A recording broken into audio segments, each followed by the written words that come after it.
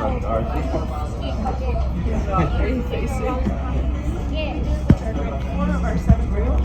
guys take a look out to the left-hand side of the train here. You guys are going to be able to see we're passing another farm. Now, this is actually a lavender farm. It's called Blue Canyon Farm. We grow about 20 different variety types of lavender, which is pretty cool. Now, 80+% of Blue Canyon's farm sales are sold within the basement of that house there, which is pretty cool. And it's mainly used and sold throughout the valley.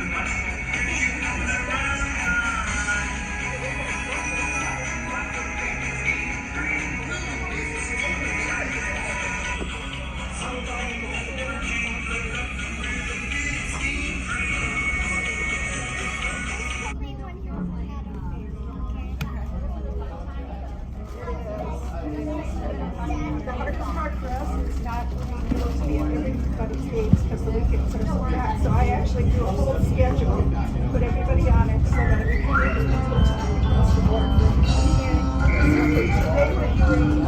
Basketball game, soccer game.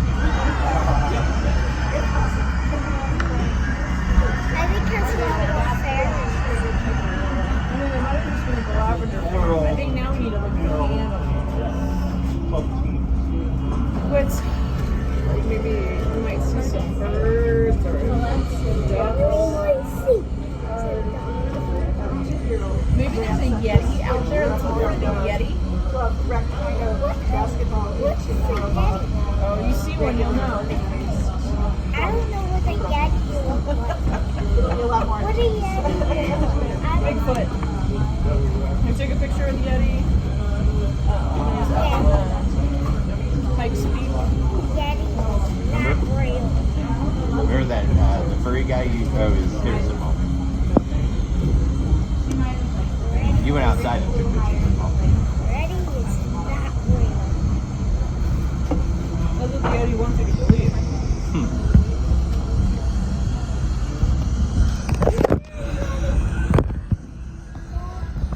Eating spaghetti?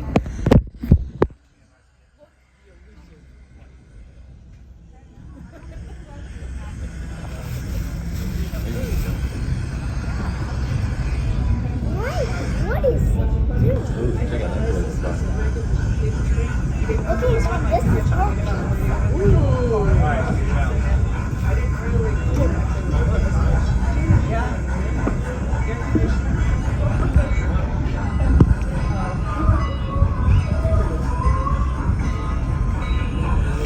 Teddy bear flying the plane. Teddy bear flying what? Are you doing good? I don't know. I'm just trying to point out things you see outside the train. And this is your pizza, ma'am. 12:15. We wanted to go to San Antonio too, that for us. Yeah. To see my son.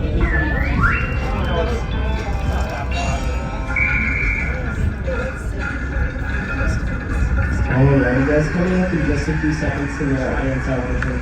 You guys are going to be able to see a little field. And that field actually has a couple of pricing in it. So we'll just be right in this fence right up here. But no, we're gonna Look at these kids on their pride. Sitting on your porch, see a train go by. Awesome, I see them right over there. They're sitting down. Alright, and then coming up right after that, there's actually going to be this really big house. People normally ask me about this house, so I just want to tell everyone at once. This house is a rentable Airbnb. It has 3 stories, each being themed to something different in Utah. It has an indoor basketball court, indoor pickleball court, and slides connecting all 3 stories. And if you guys are thinking, wow, that would be super fun to rent out for maybe a week or so, that would actually set you back around $20,000 a week you renting out. So it's pretty expensive. Yeah, it's become pretty expensive to live in Heber Valley. They say the average house sells for about $700,000 up in this valley. You guys can see it has its own Provo access to Provo River. More about that in just a second. We're entering our wetlands part of the ride. It's also one of our very dense wildlife areas. So keep your eyes peeled for any wildlife. We actually saw moose here a couple weeks ago, which is pretty uncommon for this time of year.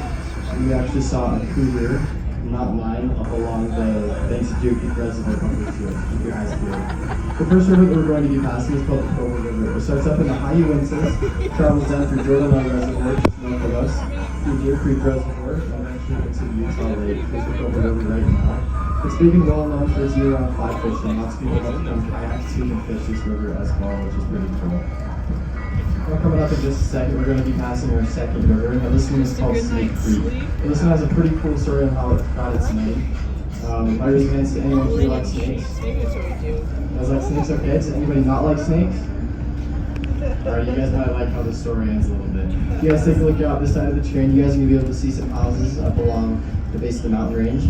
Now that is called to be Midway. Now a long time ago up in Midway, there were these hot pots connecting to the Yellowstone Caldera system. And when these hot pots dried up, it became home for lots and lots of snakes. And not just any snakes, rattlesnakes. It became a big problem for the farmers around the valley, that how they solved this problem was with their pigs. Sounds a little funny, but they realized that all of their livestock around the valley was being killed off except their pigs. So they took their pigs with them everywhere that they went, and realized they weren't being killed.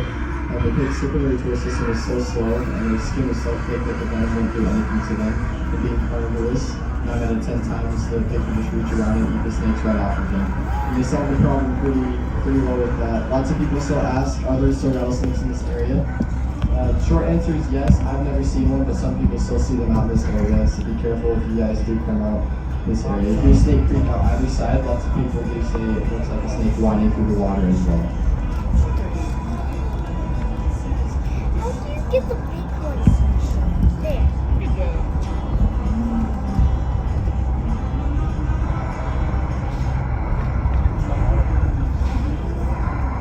If you guys look out to the left-hand side of the train car in just a few seconds, you'll be able to see a big telephone pole right past this big tree right here. And that telephone pole actually has an osprey nest on top of it. Looks like there's a few osprey in there right now. Maybe a couple of babies just in there, so. See straight ahead?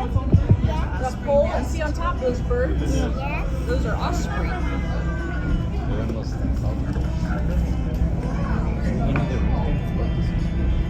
Nuts. Look, there's one sitting on the fence post right over there. It's got a white head. That might be. I think it's so pretty. Alrighty guys, coming up in just a few seconds, you're going to be able to see something you might never get to see again in your entire life. And that is going to be Utah drivers respecting your right of way at this crossing. This is actually going to be our last crossing as we begin our ascent on the face of Deer Creek.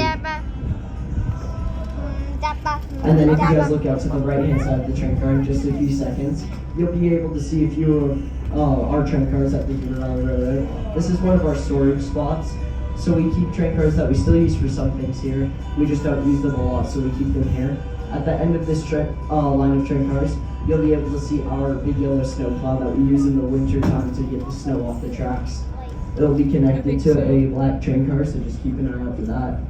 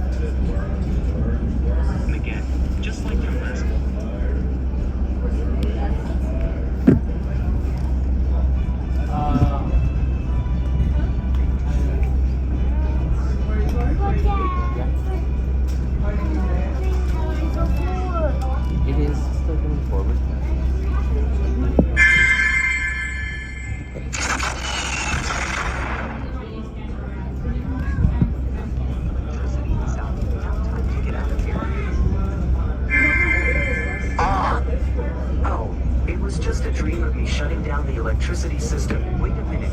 Shutting down the electricity system. This gave me an idea.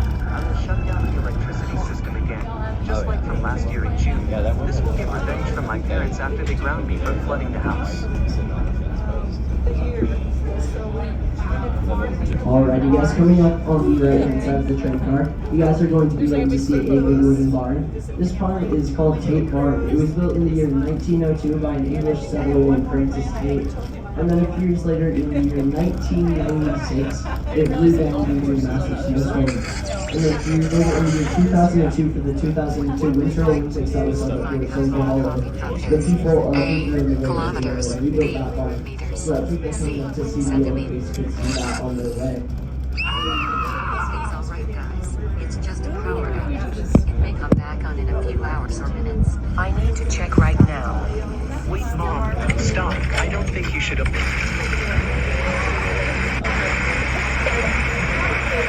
Wow, this one is funny.